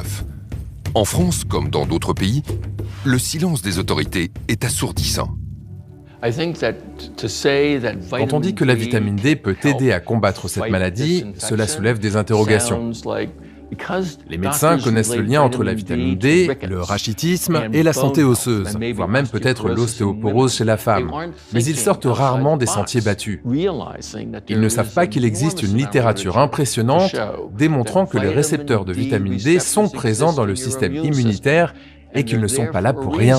Mais le sujet mobilise peu. Il est peu exploité par les fabricants de médicaments, par les professionnels de la santé ou par les responsables de la santé publique, qui sont censés s'occuper du bien-être de la population. J'espère donc vraiment que nos études et celles qui sont en train d'être publiées finiront par attirer l'attention. La vitamine D n'est pas le seul remède étrangement oublié face à la Covid-19. Pour se défendre efficacement contre cette maladie, notre corps a également besoin d'oligo-éléments. Parmi les plus importants, on trouve le zinc. Indispensable pour un bon fonctionnement du système immunitaire, le zinc a démontré une action incontestable pour enrayer le processus viral du coronavirus. C'est un oligo-élément qui est fondamental. Il intervient quand même dans 200 réactions chimiques dans le corps, en boostant les hormones, en boostant des enzymes. Donc c'est un truc qui est très important, le zinc. Le zinc est un métal indispensable pour que les cellules se divisent normalement. Donc s'il n'y a pas de zinc, les cellules ne savent pas se diviser, on ne sait pas renouveler les cellules. Donc le zinc est indispensable pour la cicatrisation, il est indispensable pour la régénération de l'intestin. Il est indispensable pour la réponse immunitaire. Le zinc a été considéré comme le nutriment le plus essentiel au système immunitaire et sa carence dans le monde est responsable de plusieurs centaines de milliers de morts. Le zinc, en plus, on a des études qui montrent que ça marche sur le coronavirus. Si vous donnez une certaine quantité de zinc en aigu, vous avez une meilleure défense contre le virus. Mais évidemment, vous n'allez pas attendre d'être infecté pour prendre du zinc. Mais vous avez des dizaines d'études sur l'intérêt du zinc comme stimulant immunitaire pour réduire le risque d'infection virale. Alors non seulement ça réduit le risque d'infection, mais ça réduit surtout la gravité des infections. Pourquoi on n'a pas dit aux Français, prenez du zinc, allez voir votre médecin et voyez avec lui si vous avez besoin de zinc. On peut même doser le zinc dans le sang. C'est dommage qu'on n'ait pas fait ça. Mais ça rapporte rien à personne. Le zinc peut-il donc être envisagé comme un traitement possible contre le coronavirus? Le pharmacien Claude Lagarde a été l'un des premiers en France à en être convaincu. En mars 2020, alors que la France vit la première semaine de son premier confinement, le docteur Claude Lagarde adresse une publication réalisée par son laboratoire à un réseau de plusieurs milliers de médecins pour les sensibiliser sur la pertinence de cet oligo-élément dans le traitement de la Covid-19. Nous avons été les premiers à parler du zinc. Après, tout le monde en a parlé, et tout le monde en parle. Mais moi, je n'ai pas inventé le zinc. Il était connu, le zinc. Depuis 50 ans, on sait qu'il est actif sur les maladies virales. Des vieux médecins nous ont appelés en disant « mais de toute façon, tout le monde le sait. Avant, on prescrivait aux enfants des oligo-éléments, du zinc et du cuivre quand il y avait des infections virales. » On a tout de suite vu que les gens qui tombaient, qui étaient malades, étaient des potentiels carencés en zinc. Car ce zinc agit à plusieurs niveaux. Dans cette infection, et dans les infections virales en général, il est capable de bloquer la réplication virale. Ça, c'est très important. C'est publié depuis 50 ans. Aucun n'en a parlé officiellement. Ensuite, il agit dans l'immunité. Il a un intérêt majeur aussi, c'est qu'il va probablement jouer un rôle dans la pénétration du virus dans la cellule. Il peut bloquer à ce niveau déjà la pénétration du virus. Dès que le virus est rentré dans l'organisme, il va créer des petites blessures dans le poumon. Il rentre par les voies respiratoires dans le poumon. Et il va créer des petites fissures, des blessures. Et si on a suffisamment de zinc dans nos cellules de proximité, on va cicatriser, on va enrayer le processus en plus, puisqu'on bloque la réplication virale. Et ça se termine. On a démontré que le zinc interfère avec la division du virus. Donc pour moi, le zinc devrait faire partie majeure de la stratégie de prévention et de traitement du Covid. Dans plusieurs schémas thérapeutiques qui intégraient l'azithromycine et l'hydroxychloroquine, on a remis le zinc qui est en fait l'élément clé. On sait que certaines choses qui avaient été sous-estimées, comme le zinc par exemple, jouent un rôle dans la sévérité. Les gens qui ont une pathologie sévère ont des taux de zinc qui sont beaucoup plus bas que les autres, à côté d'autres données qui avaient été décrites dans la littérature. Je me rappelle de ce médecin new-yorkais qui avait eu 250 patients chez qui il avait donné de l'hydroxychloroquine et du zinc, il n'a eu aucun mort. Intéressant de savoir que l'hydroxychloroquine fait rentrer le zinc dans la cellule. Et une fois que le zinc rentre dans la cellule, qu'on a des taux élevés, le virus ne sait plus se diviser et donc il meurt. À travers le monde, d'autres observations confirment que le zinc pourrait être un élément clé des protocoles à base d'hydroxychloroquine. La grande étude qui a été publiée par les médecins de New York a montré qu'en plus du protocole Raoult, hydroxychloroquine, azithromycine, ils ont rajouté du zinc. Alors ils ont eu d'excellents résultats. Même constat pour le docteur Cardillo à Los Angeles, qui est intervenu sur la chaîne américaine ABC pour confirmer que le traitement à base d'hydroxychloroquine ne fonctionne de façon optimale qu'avec du zinc. L'analyse du traitement à l'hydroxychloroquine, c'est qu'il ne fonctionne que lorsqu'on l'associe au zinc. L'hydroxychloroquine ouvre la voie au zinc, qui pénètre dans la cellule, puis bloque la réplication du virus. Vous prescrivez donc le zinc et il est efficace pour les malades de la Covid-19 ? Chaque patient à qui je l'ai prescrit était à la base très malade et au bout de 8 à 12 heures, il n'avait plus aucun symptôme. Récemment, une étude, et ça a été rapporté en congrès, a montré que les patients qui avaient un taux de zinc bas, qui avaient été hospitalisés, avaient 2,5 fois plus de risque de mourir que ceux qui avaient un taux de zinc normal. Mais on n'en parle pas, ça, vous avez entendu parler du zinc? Non. En prévention, l'efficacité du zinc est tout aussi avérée, notamment pour les personnes les plus fragiles. Et cela dans l'indifférence générale des autorités sanitaires qui semblent ignorer les bienfaits de cet oligo-élément fondamental. On sait aussi, par des études épidémiologiques, que dans les EHPAD, dans les maisons de retraite, les gens âgés sont carencés en zinc à 50%. 1 sur 2 est carencé en zinc. Parce qu'ils mangent peut-être un peu moins bien, qu'ils assimilent moins bien au niveau intestinal. C'est beaucoup. Donc à eux, on pourrait en donner systématiquement. Et on aurait moins de besoins médicaux et médicamenteux pour les traiter, toutes ces personnes âgées qui sont suivies par des médecins régulièrement. C'est très facile de donner du zinc, même presque gratuitement dans les maisons de retraite. On n'en parle pas, je ne sais pas pourquoi. On préfère vendre des médicaments chimiques très chers. Parce que peut-être les scientifiques d'aujourd'hui sont des jeunes générations et n'ont pas connu, il y a 30 ans, les publications sur le zinc. Tout est publié, tout existe. C'est incroyable, incroyable que les comités scientifiques ne connaissent pas le zinc. Les grands spécialistes hospitaliers, et donc en particulier les experts qui ont géré cette crise, n'ont absolument pas cette culture. La seule prévention qu'ils connaissent des maladies infectieuses, ce sont les vaccins. Parce que pour eux, c'est la seule piste qui ait prouvé une efficacité. Mais c'est faux. On a des études sur le reste. Mais elles ne sont pas assez puissantes ou elles ne concernent pas un médicament bien précis. Donc, ils ne veulent pas le prescrire. Une autre molécule naturelle a obtenu des effets impressionnants pour soigner les patients gravement atteints par le coronavirus. La vitamine C. Les injections de vitamine C ont démontré, études scientifiques à l'appui, une réelle efficacité contre les infections respiratoires et sur les patients victimes de septicémie. Vous allez comprendre pourquoi de plus en plus de médecins sont convaincus que les patients hospitalisés pour le coronavirus devraient recevoir immédiatement des injections de vitamine C. Mon grand-père pharmacien il ne connaissait que deux médicaments, hein, la vitamine C et l'aspirine, pour se soigner de toute pathologie virale.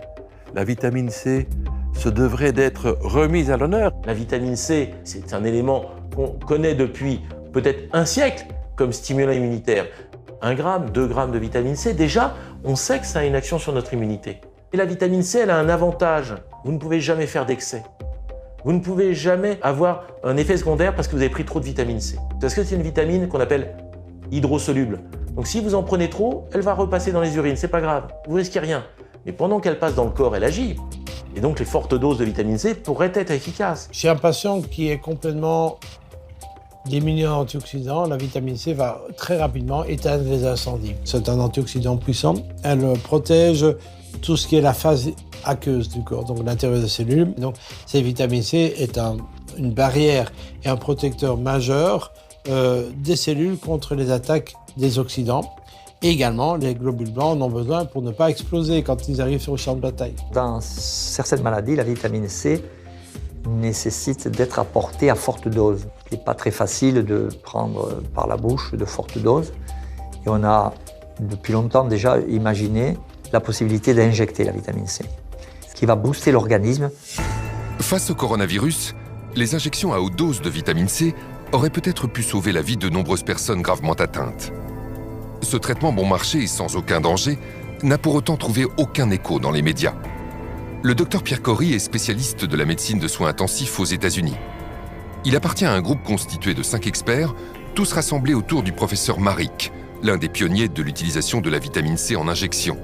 Le docteur Corry nous a reçus chez lui à Madison, dans le Wisconsin, pour nous raconter comment il a découvert ce traitement et pour partager avec nous les incroyables résultats des injections de vitamine C sur des patients admis en soins intensifs pour le coronavirus, et cela dans l'indifférence générale des autorités sanitaires.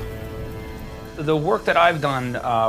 travail que j'ai fait avec la vitamine C, ou ce que j'appelle l'acide ascorbique, est basé sur la découverte qu'a faite mon ami et collègue le docteur Paul Marik. Des études déjà publiées avaient montré que des doses élevées d'acide ascorbique en intraveineuse seraient très bénéfiques pour traiter les patients atteints de choc septique. Il a essayé sur 2 patients extrêmement malades qui s'étaient présentés à son hôpital et il a décrit que leur état physiologique s'était amélioré de façon très soudaine et abrupte. Cela l'a donc fortement intéressé et il a mené une étude dans laquelle il a traité la 50aine de patients suivants qu'il a reçus qui souffraient d'infections sévères et il a remarqué à chaque fois que ces patients se rétablissaient du jour au lendemain. Il a donc publié son expérience avec ces 50 patients en la comparant avec les 50 patients qu'il avait traités avant eux, sans utiliser la vitamine C en intraveineuse. Et ce qu'il a montré, c'était une diminution spectaculaire du taux de mortalité. Une grande quantité de patients survivaient avec beaucoup moins de défaillance des organes. Ils n'avaient pas d'insuffisance rénale, ils n'avaient pas besoin de dialyse. Je n'avais jamais entendu parler d'un médicament capable d'améliorer le taux de survie des patients de façon aussi significative. Impressionné par les résultats obtenus par le docteur Marik, Pierre Corry décide d'appliquer son protocole. J'ai essayé cela sur un patient qui venait d'arriver dans mon unité de soins intensifs. Il était extrêmement malade, c'était un patient qui n'avait aucun système immunitaire. Comme il était en train de recevoir une transplantation de la moelle osseuse, Il avait terminé toutes ses séances de chimiothérapie, il n'avait plus aucun globule blanc et son état se détériorait rapidement. Ce que j'ai vu avec cet homme, c'est qu'en l'espace de 2 ou 3 heures, son état s'est stabilisé. Et au bout de 6 heures environ, ses reins se sont remis à fonctionner, sa tension artérielle s'est normalisée, son état mental s'est amélioré, il a pu parler plus clairement. Quand je suis rentré chez moi ce soir-là, je n'arrêtais pas de penser à lui et à la puissance de ses réactions au traitement. Et quand je suis arrivé au travail le lendemain matin, il était en train de prendre son petit déjeuner en discutant avec sa femme et on s'apprêtait à le sortir des soins intensifs pour le ramener à l'étage où il était normalement.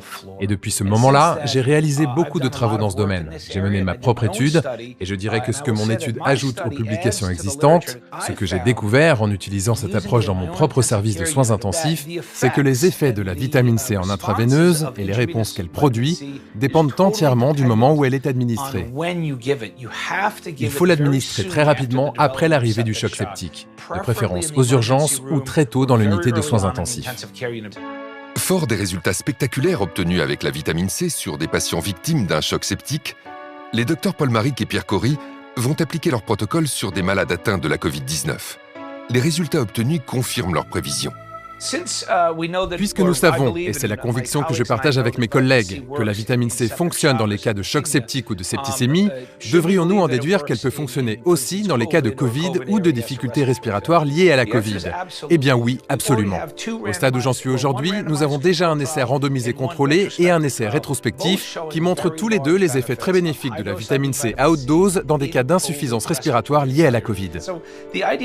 Donc je ne comprends pas la décision de ne pas utiliser ce traitement. Il est sans danger, peu coûteux, de nombreuses données montrent qu'il fonctionne très bien sur les lésions pulmonaires comme les pneumonies ou le syndrome de détresse respiratoire aiguë, donc on devrait l'utiliser. L'efficacité des injections de vitamine C est observée aux 4 coins du monde. Pourtant, aussi incroyable que cela puisse paraître, certains médecins snobent ce puissant outil thérapeutique. Selon un article, on a estimé qu'entre 15 et 20% des médecins aux soins intensifs l'utilisaient. Pourquoi n'y en a-t-il pas plus? C'est une question à laquelle j'ai beaucoup réfléchi et à mon avis, il y a peut-être 3 raisons à cela. Premièrement, il s'agit d'une vitamine. Et par rapport aux vitamines, depuis longtemps, dans la médecine allopathique professionnelle, il y a un énorme parti pris contre les vitamines. Donc, en tant que médecin, promouvoir des vitamines est considéré comme non scientifique et inconvenant. Deuxièmement, il y a un malentendu au sujet de la nature du traitement. Il ne s'agit pas juste de donner quelques comprimés de vitamine C aux patients. Et troisièmement, il y a cette obsession de faire des essais randomisés contrôlés pour apporter des preuves définitives. Et ce qui me tue vraiment, c'est que ces essais existent et démontrent que la vitamine C en intraveineuse a eu des effets bénéfiques sur le taux de survie. Et malgré cela, les médecins continuent de ne pas l'utiliser, parce que l'essai est trop modeste, parce qu'il faut en faire un plus grand, etc. Ce parti pris influence énormément la façon d'interpréter des données pourtant scientifiques. Si le zinc, la vitamine C ou encore la vitamine D ont démontré qu'ils étaient de réels traitements pour les malades du coronavirus, ils sont aussi, comme d'autres micronutriments essentiels, d'une incroyable efficacité en prévention pour améliorer nos défenses immunitaires. Car plus notre terrain est solide, moins le virus est dangereux. J'ai toujours aimé la formule de Béchamp, le microbe n'est rien, le terrain est tout. Il n'y a pas un exemple plus beau que la Covid-19 pour illustrer cette phrase. Parce que vous vous rendez compte quand même que le même virus va, chez certains, donner rien, aucun symptôme. Les gens font l'infection sans strictement aucun symptôme, ils ne le savent pas, et d'autres meurent. C'est le même virus. Donc on ne peut pas dire que la gravité est liée au virus. C'est pas possible, puisque si la gravité était liée au virus, tout le monde aurait une maladie grave. Vous voyez, je veux dire, plus ou moins, bien sûr, mais là, ça va de rien à la mort pour le même virus. Donc c'est bien une histoire de terrain. Le microbe n'est rien, le terrain est tout. Et donc, si on stimulait cette immunité de nos patients, est-ce qu'ils n'auraient pas des chances d'être moins malades? Mais à aucun moment, on a dit aux Français, stimulez votre immunité. L'absence de conseils préventifs est d'autant plus délétère que les confinements et la communication anxiogène des autorités ont impacté le moral de la population. Ce qui me rend le plus en colère aujourd'hui dans cette histoire de pandémie, c'est la peur que l'on a introduite chez la plupart de nos concitoyens. Plus que jamais, la pandémie de Covid-19 est active et meurtrière.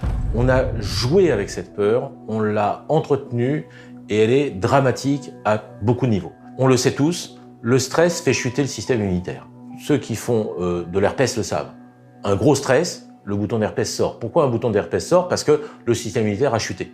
C'est connu de tout le monde, c'est incontestable. Nos défenses naturelles qui ont besoin d'être remontées parce qu'on est en face d'un virus se trouvaient être au contraire amenuisées, affaiblies par, je dirais, la sinistrose, le catastrophisme, la panique qui se retrouve sur toutes les chaînes de télé, dans tous les médias qui ne cherchent qu'à faire du sensationnalisme. On a vu celui que j'appelle le croque-mort officiel de la DGS, le professeur Solomon, qui venait tous les jours égrener ces chiffres quand même. Enfin bon, c'était redoutable la manière dont il balançait ça. Quand on nous donne le nombre de morts, pourquoi ne pas dire ces gens qui meurent, ils étaient hospitalisés depuis 1 mois et demi. Ces gens qui meurent, ils ont tel âge, ils ont telle comorbidité, ils sont très obèses, ou ils ont...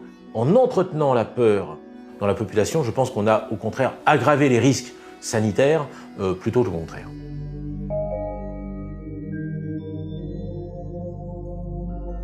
Le stress est une agression psychologique, une peur, ou alors elle est chronique parce qu'on pense tous les jours à ce problème de virus.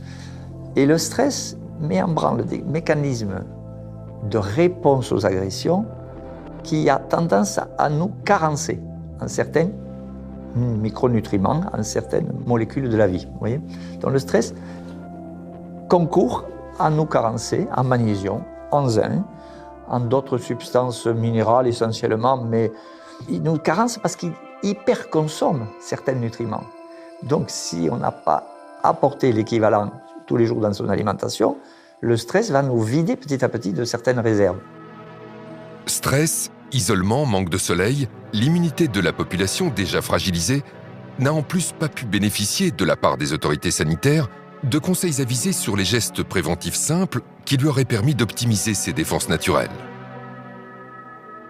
Le professeur Toussaint l'a très clairement dit dans plusieurs de ses interventions. Interdire aux gens de sortir et leur interdire de faire du sport est une aberration scientifique. Parce qu'on réduit leur immunité alors que le sport augmente l'immunité. On a beaucoup d'exemples, mais il y a un qui m'a frappé le plus. C'est la petite femme âgée de 93 ans à Biarritz qui voulait se nager pour soigner son neuropathie, donc une maladie vraiment douloureuse des jambes, et qui a été empêchée par, je pense, 4 policiers d'aller nager. Donc ça, c'est une énorme absurdité. En plus, c'est contre-productif parce que le sport, ça renforce évidemment les défenses immunitaires. L'Angleterre n'a pas non plus été exemplaire face à la première épidémie. Mais quand son Premier ministre, Boris Johnson, a été admis en soins intensifs après avoir été frappé par la Covid-19, il a compris l'importance de faire de la prévention. En juillet 2020, il intervient publiquement pour recommander aux Britanniques de perdre du poids dans le cadre d'un plan de lutte contre l'obésité. Perdre du poids est très clairement l'un des meilleurs moyens de réduire les risques liés au coronavirus. Des mesures radicales ont été prises au plus haut niveau pour sensibiliser la population britannique sur les conséquences délétères de l'alimentation transformée, comme par exemple interdire aux supermarchés de promouvoir des articles considérés comme étant de la malbouffe, ou encore interdire les publicités télévisées pour les produits riches en sucre avant 21h. En France, pas un mot. Le sucre, c'est une catastrophe. Arrêtez de manger du sucre. Il y a du sucre partout. Et dans 70% des cas, vous mangez du sucre, vous en rendez même pas compte. C'est quelque chose d'épouvantable pour l'immunité, pour la peau, pour tout ce genre de choses. Aujourd'hui, sur la planète, c'est le sucre qui tue le plus de gens, et de loin devant toute autre maladie, y compris les virus. L'excès de sucre vous intoxine sur plusieurs années. Vous finissez diabétique, hypertendu. Le sucre est hyper consommé, beaucoup trop. Or, on a montré que si on énumérait, comme on le fait pour les victimes du SARS-CoV-2, le nombre de morts par jour, eh bien les gens seraient absolument paniqués à avoir une canette de coca, puisque on sait que, et ça a été une étude sérieuse publiée par l'université de Stanford, le département d'épidémiologie, que le sucre mondialement tue 1 personne par seconde dans le monde. 1 personne par seconde dans le monde. Et bon, donc ça fait plusieurs liés par jour. Hein. Et ça, on n'en parle pas. Donc, vous devez savoir que, notamment au niveau des communautés européennes, l'industrie du sucre dépense 3 milliards de dollars par an pour le lobbying, pour ne pas que des décisions contre les industries qui mettent du sucre prennent des décisions, notamment pour l'étiquetage. Quand on vous dit ça, vous avez tout compris. Face au coronavirus, une bonne hygiène alimentaire peut faire toute la différence. C'est ce que le docteur Asim Malhotra a déclaré dans le journal European Scientist.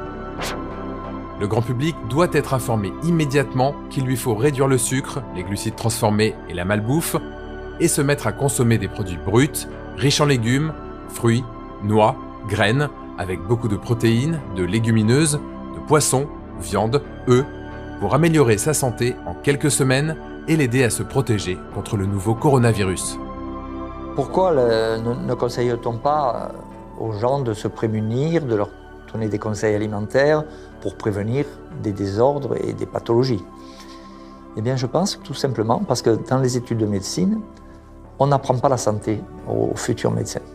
On leur apprend à faire des beaux diagnostics en s'aidant d'explorations coûteuses, souvent des radios, des analyses de laboratoire, des scanners, etc. Et on arrive à des diagnostics, mais avec un diagnostic, on a un traitement dont le médecin, il pense que son rôle, c'est de diagnostiquer et de traiter, alors qu'il devrait être la première personne qui s'occupe de prévention. 400 ans avant notre ère, Hippocrate, le père de la médecine, disait « Que ton alimentation soit ta première médecine ». Depuis, la biologie et la technologie sont passées par là et ont permis d'observer que chaque rouage du système immunitaire fonctionne grâce à des nutriments particuliers que notre alimentation est censée nous apporter.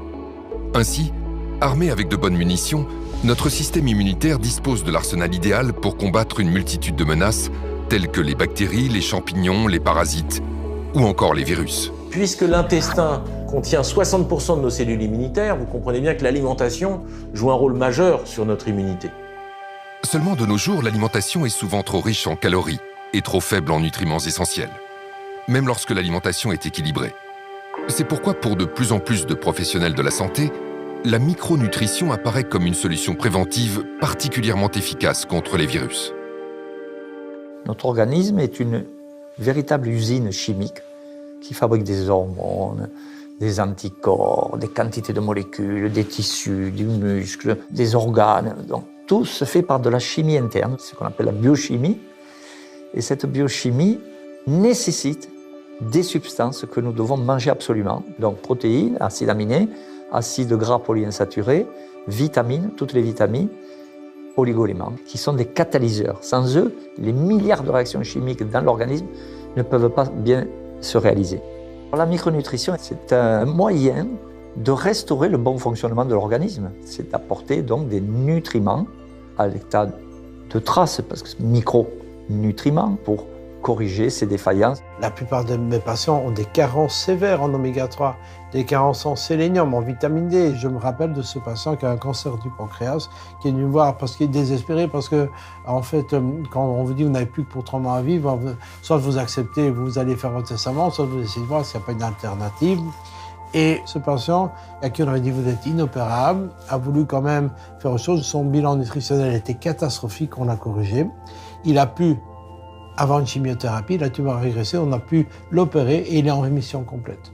Et donc l'approche est très efficace lorsque vous adressez le patient comme personne unique et que vous envisagez tous les nutriments et que vous corrigez de manière personnalisée.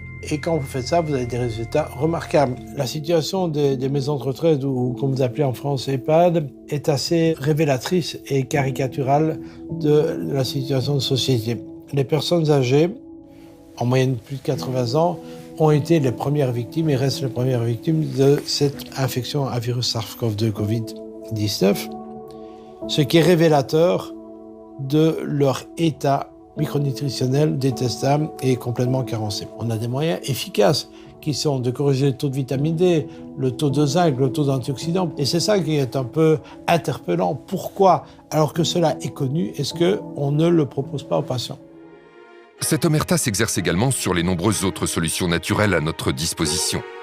C'est le cas notamment des traitements fondés sur les extraits de plantes et les principes actifs naturels, plus communément appelés la phytothérapie. La plupart des médicaments ont été aspirés à partir des plantes. Le problème, c'est que les plantes ne sont pas vénales, n'ont pas breveté leurs inventions. Donc, que fait Big Pharma ? Elle prend la molécule, elle la modifie, elle la rend unique, elle la brevette et elle peut la vendre au plus haut prix puisque elle est protégée. La phytothérapie, c'est une stratégie merveilleuse que moi j'ai découvert à travers les malades.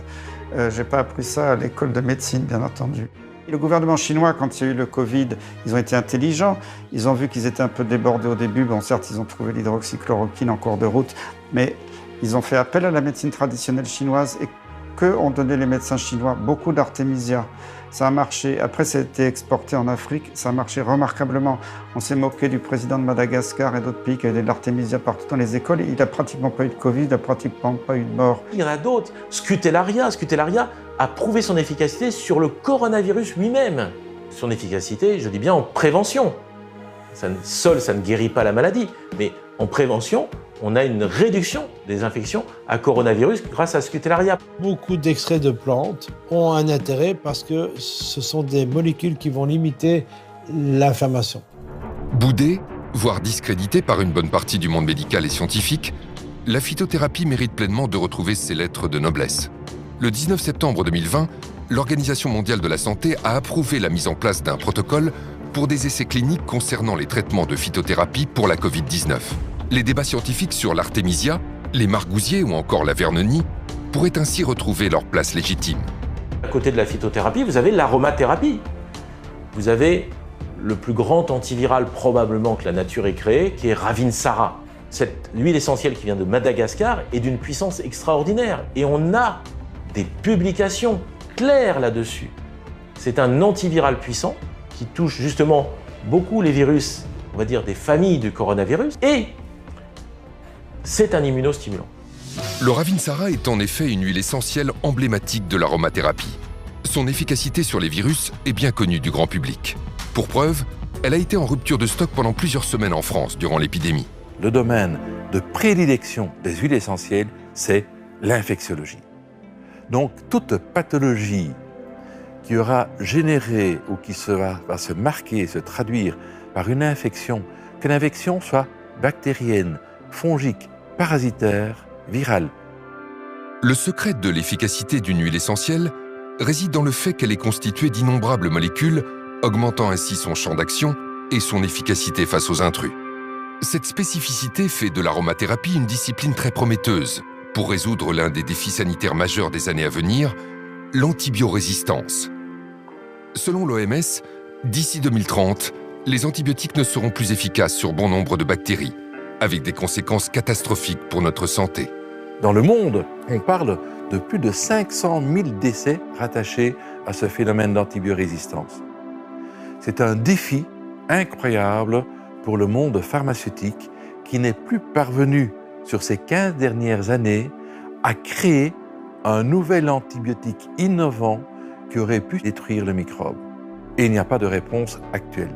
Si, il y en a une, bien sûr. En mélangeant une huile essentielle avec un antibiotique, on rend à l'antibiotique son efficacité sur le microbe qui lui résistait précédemment, parce que l'huile essentielle a été ouvrir des portes dans le biofilm dans lequel le microbe se sentait réfugié, comme entouré d'un rempart.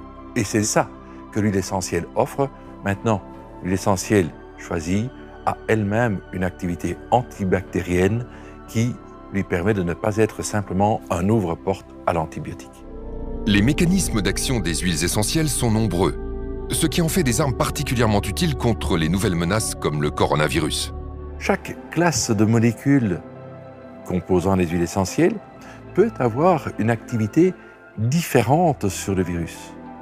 On va par exemple détruire l'enveloppe du virus et le virus forcément va mourir.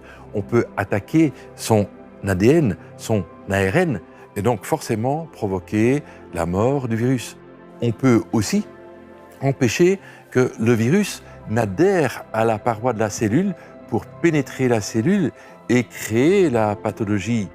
Pourtant, malgré toutes ces actions avérées pour faire face aux microbes et aux virus, l'aromathérapie est régulièrement discréditée dans les médias, particulièrement durant l'épidémie de coronavirus. Pourquoi un tel discrédit alors que dès 2008, on savait qu'une huile essentielle, le laurier noble, avait une activité in vitro contre le virus SARS-CoV, responsable de l'épidémie de SRAS en 2003. Pourquoi ne pas avoir immédiatement testé les huiles essentielles contre le SARS-CoV-2, Nous nous heurtons à un scepticisme d'un monde médical qui ne peut pas croire que ces huiles essentielles aient un intérêt thérapeutique. Si vous ne pouvez pas breveter une molécule, vous ne ferez jamais d'études dessus. C'est pour ça qu'il n'y a pas d'études sur la phytothérapie. C'est pour ça qu'il n'y a pas d'études sur l'homéopathie. C'est pour ça que l'hydroxychloroquine n'a pas été mis en avant. Si on parle de l'hydroxychloroquine, si on parle de la colchicine, si on parle d'autres molécules naturelles ou synthétiques comme la vitamine C, cela ne fait pas vivre les actionnaires de l'industrie pharmaceutique. Et pour l'industrie pharmaceutique, il faut du nouveau. Et l'innovation, cela se paye cher. L'épidémie de la Covid-19 a révélé les failles de notre système de santé. Le modèle économique de l'industrie pharmaceutique basé sur des nouvelles molécules vendues à prix d'or a révélé ses limites, ses dangers, mais aussi ses dérives. Notre santé, notre bien le plus précieux, est à la merci d'un écosystème où la santé des actionnaires prévaut sur celle de la population. Cette crise pandémique constitue une opportunité sans précédent pour qu'individuellement nous reprenions notre santé en main et que collectivement, nous nous unissions pour changer de paradigme afin que les solutions naturelles retrouvent leur lettre de noblesse. Ceci afin que le bien-être et la santé du patient soient au centre de toutes les priorités. Pour réformer le système de santé, il faudrait vraiment séparer le monde de l'argent et le monde des médecins, faire un coup de balai dans toutes les agences d'évaluation, avec des vraies évaluations pour le coût des conflits d'intérêts de chacun. Déjà, ce serait une bonne base pour repartir. La santé, c'est le fondement du bonheur. Et je veux bien parier sur les futures générations de pharmaciens et de médecins qui, avec un retour au manger sain, au vivre sain, il y aura une volonté de se soigner sain. Je pense qu'il faut du bon sens dans la vie. Et la médecine est un art et pas une science. Nous sommes tous différents. Et c'est là que le médecin traditionnel, qui a de l'expérience, est fondamental. Les origines de la santé, c'est quoi? C'est avoir un tube digestif qui fonctionne bien, d'avoir un bon microbiote, d'apporter à notre système immunitaire les justes molécules en proportion en qualité qui lui permettent de réagir de manière efficace. Parce que lorsque ce système immunitaire est normal et est alimenté correctement, c'est un système d'une efficacité remarquable. Nous sommes dans une médecine intégrative. On ne veut pas avoir notre seule vérité. On a notre vérité, comme d'autres ont leur vérité, et ensemble, en nous associant, nous serons tellement plus forts, tellement meilleurs pour la santé du patient. En conclusion, vraiment, je veux insister sur cette notion de diversité. Réellement, je crois qu'à la fois les décideurs, les experts, le grand public, mes confrères doivent comprendre que rien n'est plus riche que notre diversité et que la pensée unique n'a rien à faire en médecine. Et réellement, je crois au plus profond de moi que la pensée unique, c'est la mort, la diversité, c'est la vie. Donc je veux vraiment que tous ensemble, on choisisse la vie.